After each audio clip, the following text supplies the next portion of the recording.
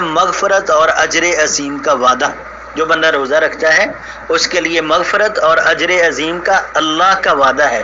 سورہ احزاب آیت نمبر 35 اللہ کریم کیا بیان فرماتے ہیں؟ ان المسلمین والمسلمات والمؤمنین والمؤمنات والقانتین والقانتات والصادقین والصادقات والصابرین والصابرات والخاشعین والخاشعات والمتصدقین والمتصدقات والصائمین والصائمات والحافظین فروجهم والحافظات والذاکرین اللہ کثیرا والذاکرات اعد اللہ لهم مغفرۃ واجرا عظیما۔ بہت بڑی بات ہے اللہ تبارک و تعالیٰ نے یہاں پہ بیان کی۔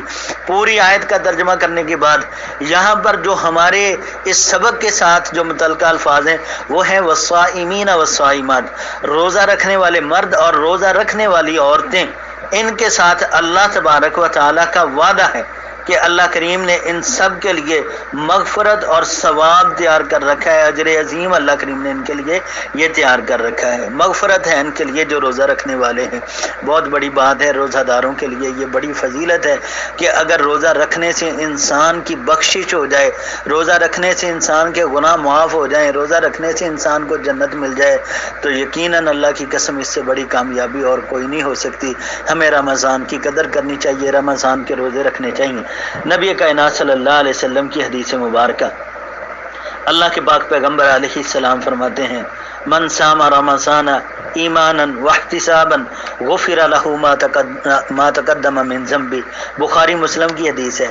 جس نے حالت ایمان میں اللہ سے ثواب کی نیت کرتے ہوئے رمضان کے روزے رکھے، اللہ کریم اس کے سابقہ گناہوں کو معاف فرما دیں گے۔ اپنا محاسبہ کرتے ہوئے ایمان کے ساتھ جو بندہ رمضان کے روزے رکھتا ہے، اللہ تبارک و تعالیٰ اس کے سابقہ گناہوں کو معاف فرما دیتے۔ ایماناً واحتساباً، اس کا مفہوم یہ ہے کہ وہ نیت صادقہ کے ساتھ، یقین کامل کے ساتھ، محض اللہ کی رضا اور اس کے اجر و ثواب کو حاصل کرنے کی خاطر دل کی خوشی کے ساتھ روزوں کو بوجھ سمجھ کر نہیں بلکہ رمضان المبارک کے ایام کو غنیمت تصور کرتے ہوئے روزے رکھے۔ اگر وہ اس کیفیت کے ساتھ روزے رکھے گا تو انشاءاللہ اس کے سابقہ گناہ معاف ہو جائیں گے۔ پورے یعنی کہ اطمینان کے ساتھ، خلوص سے دل کے ساتھ رمضان کے روزے رکھیں۔